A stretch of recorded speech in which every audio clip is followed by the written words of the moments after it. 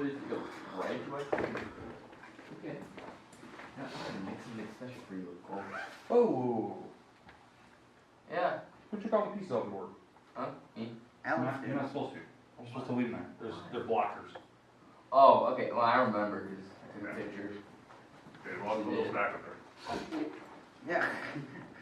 I told you not to. Yeah, you gotta leave them there. Oh.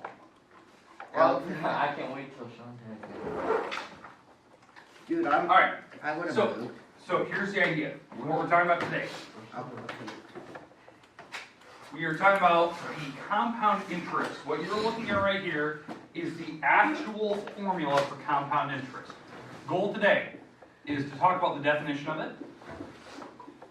First, we're gonna, after we review the definition of what compound interest is, and we're gonna need some Chromebooks and whatnot for that, we're gonna talk about the actual formula, which you're looking at on the board, and how it's used.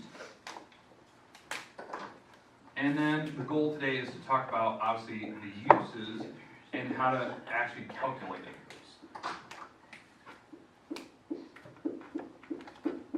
Now, and we'll discuss the calculation that we're going to do, that we're going to use. And we're going to go off of one of the objects that we talked about, one of the things that we definitely did on Friday, one of the objects.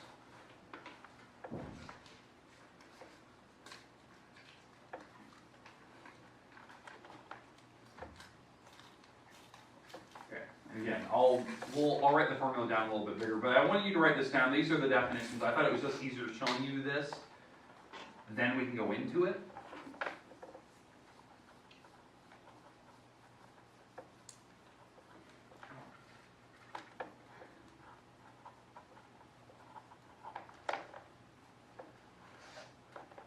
So you just want us to write all those?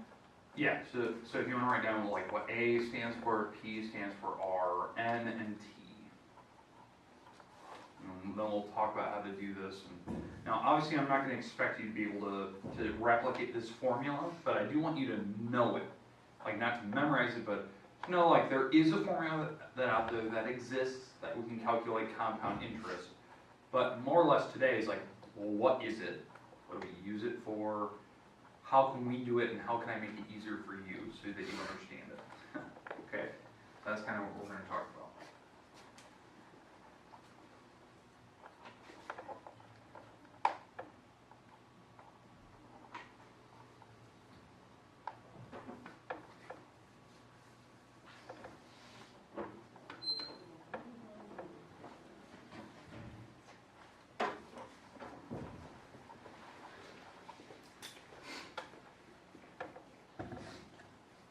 Why are the desk like this? Geometry had a project today. So. Project or, I usually memorize when you move the desk back to this, you either have a project or a test. It was a project today. Yeah. Test, I try to separate where we're going with the lines. That'll be like ITBS testing tomorrow. Oh, it's tomorrow? Tomorrow on Wednesday. Where do freshmen go? There's a bunch of, I think they'll have the signs up on the out in the hallways. They should Alright. have. So, yeah, they're gonna be up later this afternoon. They'll probably put on all call just to remind people like to check what classroom. I think I have sophomores, certain like letter to letter. So, you'll need a calculator. You'll need a calculator. You can't borrow mine. You're gonna have to, well, if you're in this room you can, but if you're in a different room you'll have to have one yourself because my 10 are reserved for the kids in my room. So, I think I have like 20 kids in my room. And all we're doing tomorrow is just the test. No. We only do it for like the first couple periods and then Like first then 3 to 4 periods, Then and it's then the short. rest are. everything's short, 27 minutes or something like that. Wednesday's really short because we have ITBS in the morning, but then we also are out 1 hour early. So everything's like So 20 minutes. basically everything else on Wednesday is like, I think your guys' class is the only one that's normal. I think tomorrow anyway, but I don't know about Wednesday, so. All right, everyone have the formula written down? I'll explain it today. Now, obviously, you just looking at it, you're not gonna know what to do. But we're gonna talk about it today to discuss like what it is, how to calculate it. Okay, here's what I want. If you have your Chromebook, pull that out, please. I would like you to search compound interest definition. Like you can just type that right in Google to open up whatever browser you prefer, Chrome probably. probably, since that's what comes on the device. Just type in compound interest definition.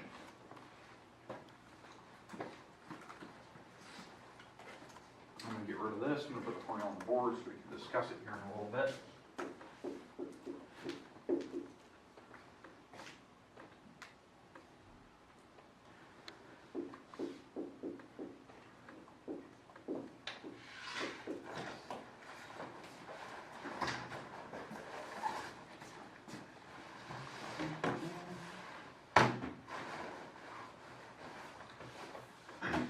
All right, what do you know? What does it say? What is the definition? Beth, what do you got? Is interest calculated on the initial principal and also on the interest of previous periods? Okay, that's exactly it. That's what I wanted. Okay, so definition of compound interest. Definition. It is interest calculated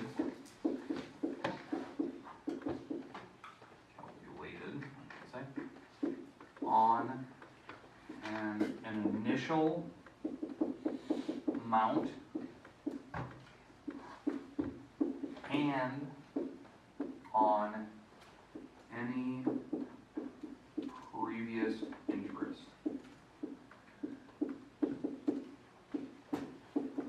Okay, so again, I'm paraphrasing from what Beth said.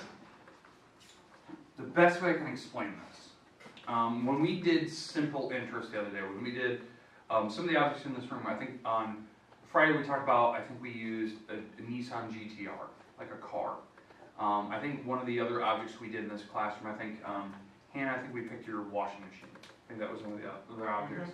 We did what they call simple interest, quote unquote. Simple interest is when you take out a loan for an object you wish to purchase, something smaller, preferably, and the bank charges you one set amount of money for the cost of running, or the cost of purchasing that. So like if you're gonna borrow money from the bank, they will initially charge you an amount that you're gonna have to pay back, and that was what we called interest, simple interest. This is different. It's not just one single charge the bank's gonna charge up front, so you know exactly, okay, you know, I think what was, for the washing machine, what they charged, like $100 or something like that, it was close to that. That was like one set amount. You knew what the bank was gonna charge you, so you could kind of like prepare, am I willing to pay an extra $100 because I want this object now? You know, that type of thing. What this does, this is a little different. This is gonna calculate charges if you don't pay off your balance. So, how this works, the uses for this thing. The uses for the calculation part of it. This is how credit cards work. This is how mortgages work, and if you don't remember what a mortgage is, this is something that, Sean, you brought up on Friday. It's when you take out a home loan based on compound interest and student loans.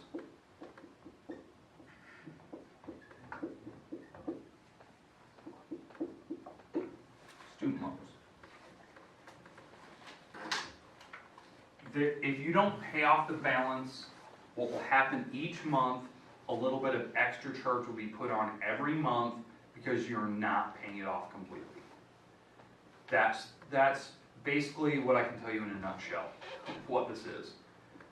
Now, obviously, depending on like who you borrow money from, the interest rates change.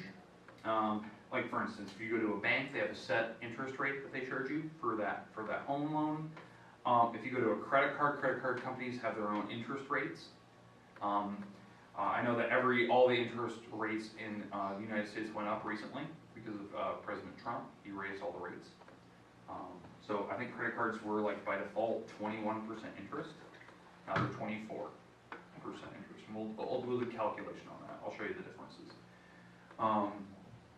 Mortgage on home loan. Depends on credit.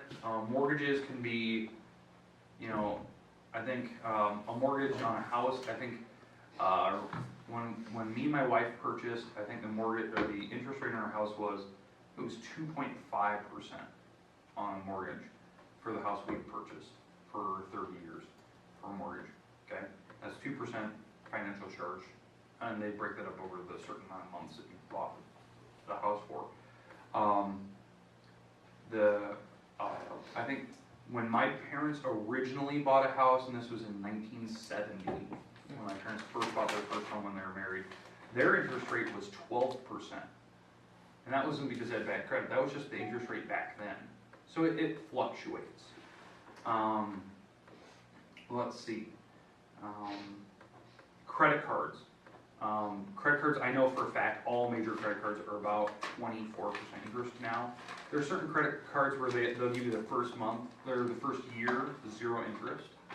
So if you can pay off whatever you borrowed on it, they'll charge you no extra money for that, which is awesome. The problem is after that, then they start charging you financial charge. Student loans. It just depends on the year you graduate from college. Interest rates go up and down. I was lucky that the year I graduated was the lowest interest rate in the United States history. I graduated with an interest rate of 1.2%. Lucky. So, 1.2.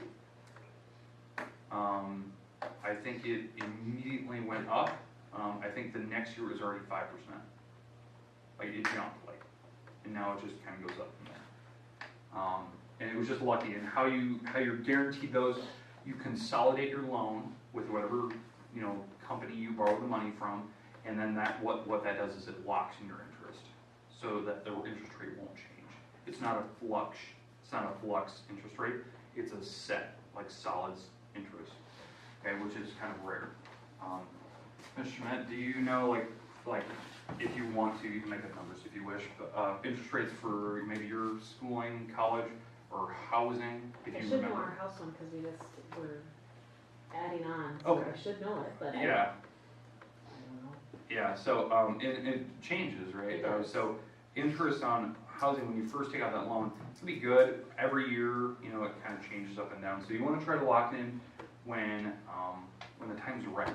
So that's the tricky part. You got to figure out, is interest rate going to go up or down? So you got to be very particular when you're going to take out that loan. If you're going to take out a loan for the interest that they're going to charge you, because you've got a different bank, so they'll try to offer you better deals. So you got to shop around a little bit. The goal today, I want to show you the differences between using a credit card versus taking out a small business loan, like a small loan for an object. In fact, Hannah, I'm going to use your example of that washing machine. That was almost like perfect. That's something that somebody could take a loan for, or they could choose to use their credit card to buy it. Because it was cheap enough where you could choose one or the other. And I want to show you the differences. Okay, so we're going to do the simple interest. So I believe the washing machine, I think it was like $999 or something like that. Is that what you said it was? Okay, so let's say we went to the bank, we took out a small loan. Okay, small loan, it was, let's go with 3.5% interest. It might be up now from what the bank is going to charge. So this is the interest rate. Okay. And we're going to try to pay it off over a 3-year period. Okay, and we're going to do this simple. This is the stuff we did Friday. Okay, so the trick was what we do, and what this formula will give me, it'll give me the interest. So we're going to take $999 times 0.035, that's my interest as a decimal, and we take that times 3 years. And what this will give me, it'll give me my interest that I'm going to pay, like my charge, that would be total charge that the bank will charge after 3 years. Like it'll be my set amount that I know that I'm going to have to pay extra to the bank, and this is the number I kind of hinted at earlier. So if you have a calculator in front of you or you're using your Chromebook, so now that I can do that, $999 times 0.035 times 3 years, it was what? $104.90. Is that what everyone's trying to get? Okay. That's your total charge that the bank will charge you extra. So you know you're going to have to pay the bank back the whole, $999. But the extra money that they're going to pay the bank will pay for like the light bill for the bank and the employees and stuff. So they're charging a little bit extra money. This is how much. Now, if you wish to take a loan, you could agree, and what you're going to have to pay is the total $999 plus that, the $104.90. And so what you're going to pay total for your washing machine, total over 3 years, is this. Does that make sense to you? Like, that's total, you're gonna pay $1,100 for that washing machine. And you get it now, like, you get it today if you wish to do that. That's why people choose to take loans, because they don't have to wait 3 years. You know, if you're gonna save money, over 3 years, you just pay the original cost. But taking out the loan, you get the item now, because maybe you need it now, and that's the cost it will cost you for 3 years. Now, how do I figure out what my monthly payment is? Because that's the total I'm gonna pay, the $1,103. How do I figure out the monthly payment? What was the thing we talked about Friday? There was something we did. We divided by something. Oh, 10. No. 1. Didn't you divide by Hold on. 0.0? You divide by the months in the 3 Oh, years. like Oh, 6 no. months? Not 6 No, months. 12. We're gonna divide by the 3 years worth of months. Because you're gonna pay this thing back. 12 by 3. Yeah, so 12 by 3. So we're, 12 times 3 is 36. Because there's 12 months in a year. We're going for 3 years. That's 36 months total. If you think about 12, 12, and 12. 36 years. Or 36 months, sorry. We're going to take this number, divide by 36. What this will do, so we're going to divide by 36, because this is the number of months in 3 years. 3 years. And this will give me my monthly payment.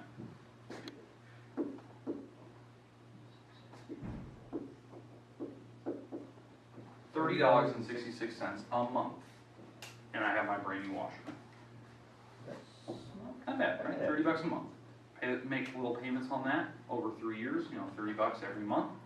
I own my washing machine. But I have to pay it for 3 years. You can't miss a payment. Okay? Otherwise they charge you late. Question?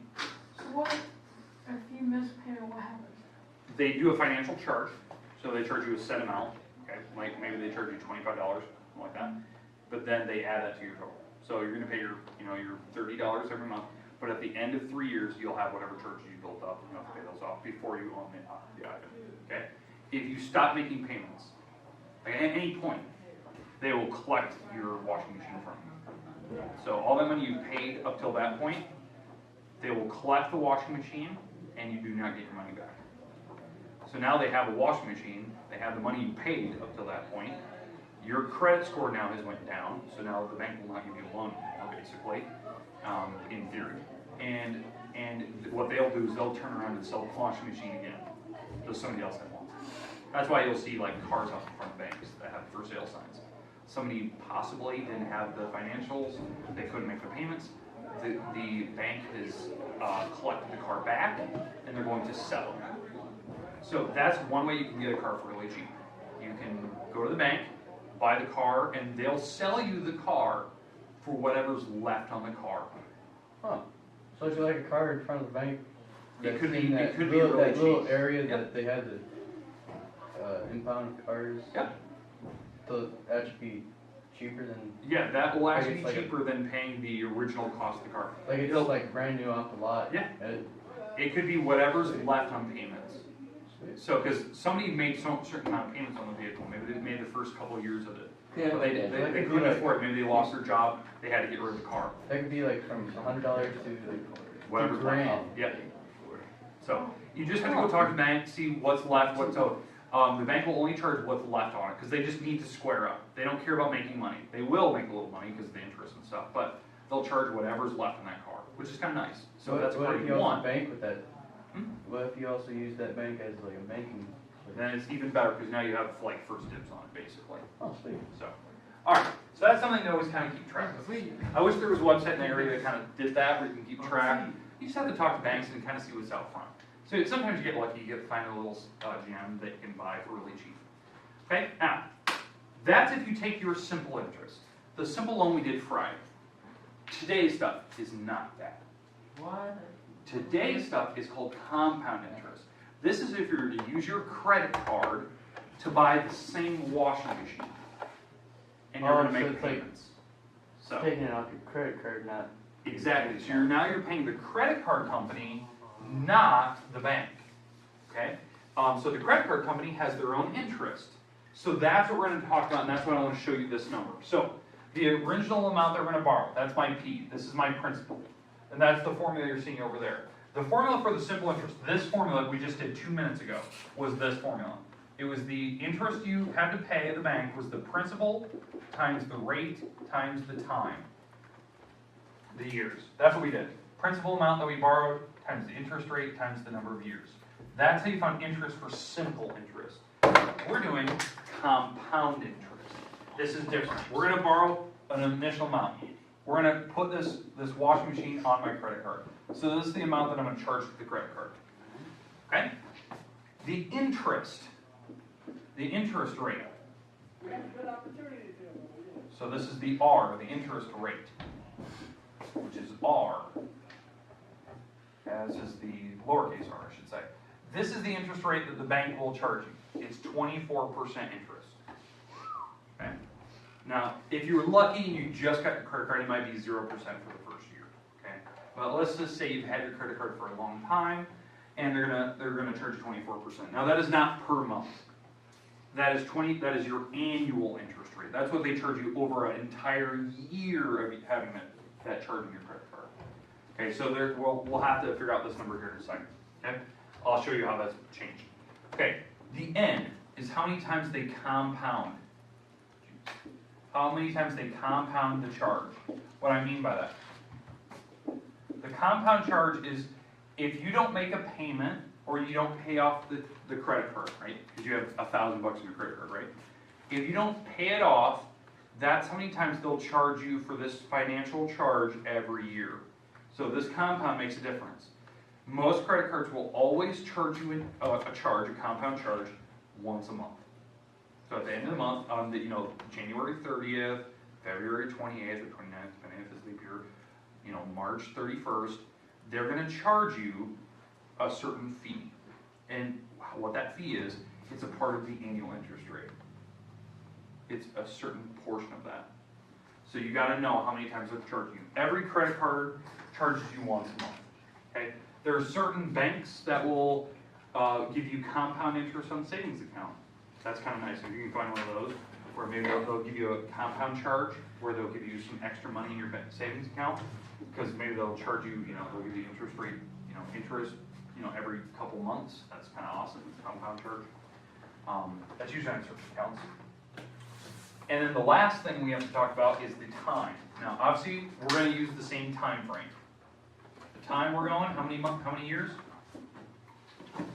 Well, 3 years. 3 years. Okay, and the financial charge, the compound charge that we're doing, the N, that's going to be 12 times a year. So we're going to 12 months. Okay.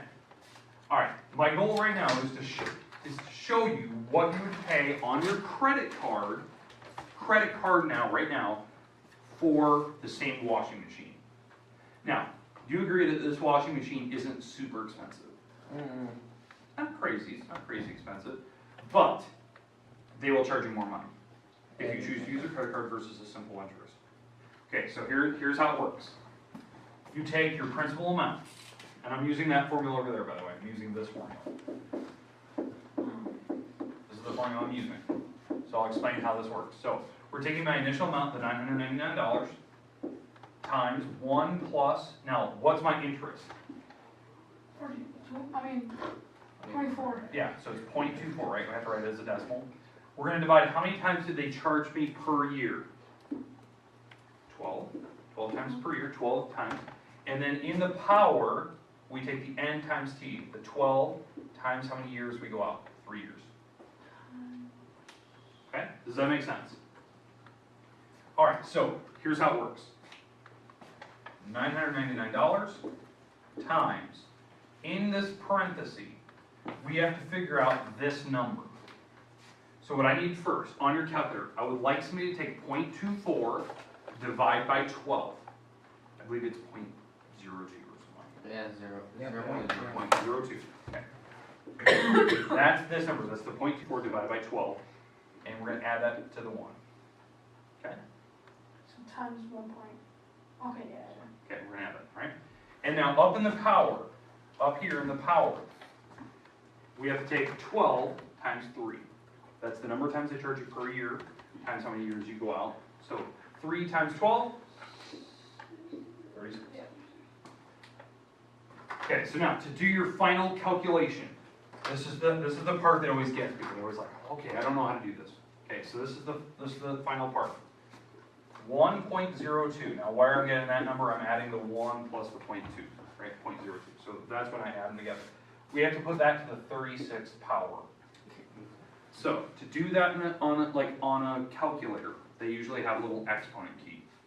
Okay, if it's or it's like a little caret. On your Chromebook, I believe it's like Shift 6. Like you hit the Shift button, hit 6, and it's a little up arrow key. Oop. So, and that gives you a little up arrow. Okay, and you can put the 36. So you just type in the little Shift caret key. You type in 36, hit Enter. That'll give you a number right here, 1 point something. I need to know what that number is. When you put 1.02 to the 36th power. I'll type it in so I can guarantee that everyone's getting the right number. So 1.02 to the 36th power. I got a number 2.039887. Is that what everyone's getting? 1.02, put a little caret symbol, type in 36, you hit enter, and it gives you that 2 number. Now that number is this thing right here. That's this part. What do I have to take that times? $999. $999. You have to do exponents before you can multiply.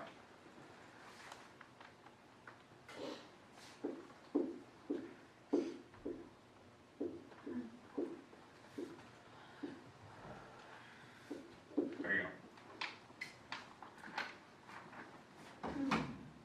How much should I just pay for that washing machine? 2,000 bucks. Do you agree that is more than the $1,103 for earlier? Using a credit card will charge you more, unless you can pay it off in 1 month. So what they always tell you, if you use a credit card, if you have one, you only charge something to the credit card if you know you can pay it back at the end of the month. If you can do it before the end of the month, they'll charge you no interest. 0 interest. So what I use a credit card for, this is the only thing I use a credit card for, I put gas, pay it off. I buy gas in my car because that's something I need to buy anyway. I know I'm going to do that. And once I'm done doing that, I instantly pay it off. That, like 2 days later, I just go into the little bank account, pay off the credit card. This is like $30 for gas. Because they didn't charge me any interest because I paid it off before the end of the month. Because there's no money in there, right? If there's no money, they can't charge me any charge. So my credit card's zeroed at the end of the month, even though I used it and I paid it. And so what that does is my credit score goes up. Because now the credit card company trusts me. They trust that I'm going to make my payments and I'm never gonna miss a payment. So my credit score goes up because I have a credit card. And here's the best news, because of the credit card I have, my credit card gives me money back for making payments. So on that same gas that I just bought, I just made a few dollars off of it. So, and they pay me in cash for buying something I was going to buy anyway and just making my payment for it. So, does that work for like a debit card too? Only depends on the bank. So sometimes certain companies will be like, hey, we'll give you 3% on everything you purchase within this month. Because I know like one bank that I know that did that for a while was Wells Fargo Bank. That's a big bank throughout the US, Wells Fargo. They would give their customers, I think it was 5% cash back on every purchase they made as long as they paid it. And it was something they didn't charge, right? So they actually could make the payment. And why they did that, they were trying to advertise, I think, for Apple Pay. So if you actually put your debit card on your watch or your phone and you made a payment, you bought something in a gas station, they would give you 5% of whatever that was back in cash. And they did that for the first month to encourage customers to do it because it was easy. Well, do you see the differences between a credit card and between a small loan? That's why the small loan is a smarter deal. It's smarter to take a small loan than charge things to your credit card you can't pay off. Because if you, let's say you couldn't make your monthly payment, now everything changes. Now you're paying more money. If you couldn't make your monthly payment, they don't seize it back. They just charge you more money until the point